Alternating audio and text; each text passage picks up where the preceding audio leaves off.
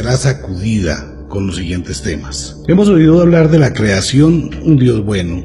Hemos oído hablar de la evolución. ¡Wow! Una célula que tiene vida, se multiplica, genera. Desde animales, seres unicelulares, pluricelulares, anfibios, hasta llegar al hombre. Eso es la creación, la evolución. La implantación. Tenemos un concepto sobre algunos seres bien interesantes que vieron la tierra como un buen elemento para crear la vida e impusieron e implantaron la vida. Hay algo que vamos a pensar. Número 1. Dios dijo, hagamos al hombre a nuestra imagen y a nuestra semejanza. Ese ya era un Dios macho. Entonces este Dios hizo al hombre a la imagen y semejanza de ¿cuántos dioses? Cuando él habla a nuestra imagen, a nuestra semejanza, es porque son varios dioses. Vamos a suponer que creó al hombre, luego se dio cuenta que el hombre estaba solo y de la costilla falsa, pobrecitas las mujeres, sacó a Eva. Y a partir de Adán y Eva, que no deberían tener ombligo en las grandes pinturas y en los grandes dibujos que se han hecho de ellos, solamente tiene ombligo quien nace de una matriz, o sea que ese dibujo ya está equivocado. A partir de ese momento Adán y Eva comenzaron a tener generación.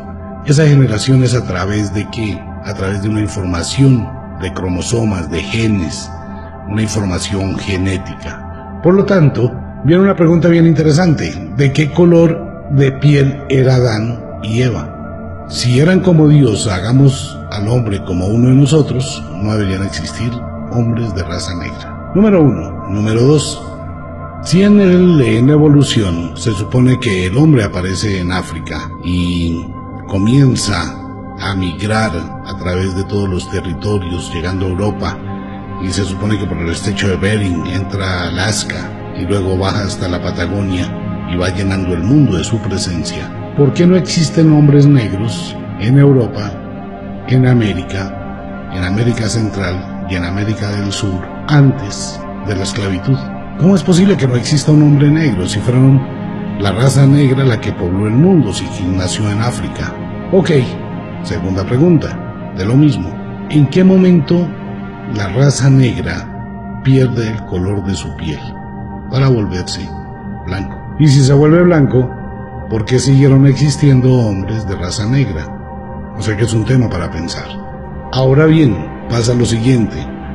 Cuando nosotros analizamos la evolución y todo el mundo habla de que las cosas evolucionan, que hay una evolución en la Tierra, pensemos en lo siguiente. Un cocodrilo puede tener entre 200 y 250 millones de años desde que se convirtió en cocodrilo. ¿En qué ha evolucionado un cocodrilo?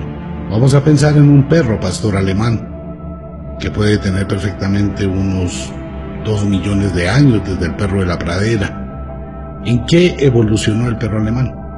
¿En qué evolucionaron los elefantes? ¿En qué han evolucionado los animales? La vaca sigue siendo la misma vaca. El tigre sigue siendo el mismo tigre. Hay especies que han desaparecido y nunca volvieron a aparecer, ni siquiera en una evolución. ¿A dónde vamos con esto? ¿Usted nunca se ha puesto a pensar en algo? En el jardín del Edén, en algún momento a Dios se le ocurrió sembrar un árbol de manzanas, desde la creación.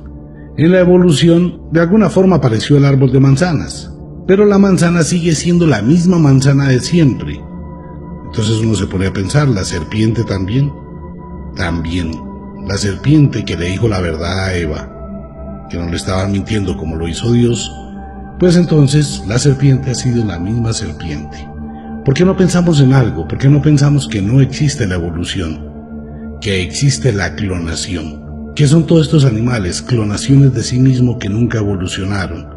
Nunca sufrieron una alteración de su ADN. Siguen siendo exactamente la misma cosa y ejecutando exactamente la misma acción.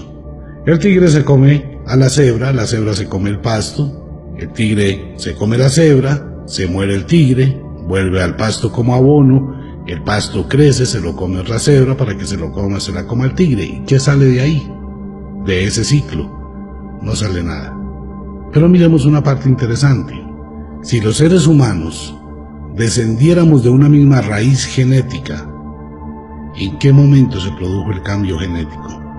¿En qué momento se produjo la mutación de ojos negros a ojos grises, verdes, azules, de color miel, ¿En qué momento se produjo la mutación genética en el color de la piel, en la contextura, en el cabello? A diferencia de las especies, el ser humano es totalmente distinto. Tenemos toda clase de humanos y tenemos algo más. Para Charles Darwin, quien se copió del alumno para su famosa teoría de la evolución, porque no fue de él, sino se copió, y mucha gente famosa no se ha copiado, como Albert Einstein, quien también se copia de su esposa Mileva Maric, y en fin, tenemos que pensar en algo bien interesante. ¿Qué ocurre si nosotros, los humanos, y la gran mayoría de cosas que creemos ver como una función natural, han sido implantadas en la Tierra? Primero, la Tierra se formó, según los geólogos, hace 4.500 millones de años. Segundo, la Tierra, según los geólogos, cuando se formó, ya existía la Luna, que tiene una antigüedad de 4.900 millones de años. Bastante, ¿no?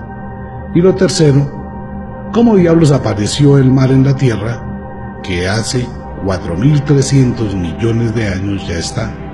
Tenemos que pensar obligatoriamente que algún suceso extraordinario ocurrió y no precisamente de forma natural. Si fuera de forma natural, el suceso ocurriría geométricamente en otros lugares del universo. No hay una verdad y obviamente esto no es imponer una verdad, es crear un interrogante. Creación, evolución, implantación de la vida. ¿Usted no se ha puesto a pensar que la naturaleza, en esa capacidad increíble, casi caleidoscópica, no necesita permitir que algo evolucione? ¿Que la naturaleza crearía las cosas nuevas? ¿Por qué tendrían que evolucionar? Filtra, combina, genera, pero eso no es evolución. El ser humano como tal se ha llegado a negar la posibilidad que toda esta historia y todo esto cuanto conocemos en la humanidad obedezca a otro tipo de eventos totalmente distintos. El homínido, el primate, el orangután no se transformó en un humano. Nosotros somos colocados acá. Estamos aquí, y si nos damos cuenta en diferentes lugares del mundo que tienen una serie de culturas, de creencias, de leyendas y una serie de restos de antiquísimas civilizaciones, hay unas características específicas de seres totalmente diferentes y distintos. En los libros antiguos, incluyendo la misma Biblia, se da algún tipo de comentario sobre esto. Los Elohim, que bajaron del cielo a través de escalas y vieron que las hijas de los hombres eran hermosas y tuvieron relación con ellas y tuvieron hijos e hijas. Los dioses vinieron a la tierra y copularon con las mujeres. ¿Cómo se inició la vida en la tierra? La creación de un Dios benévolo.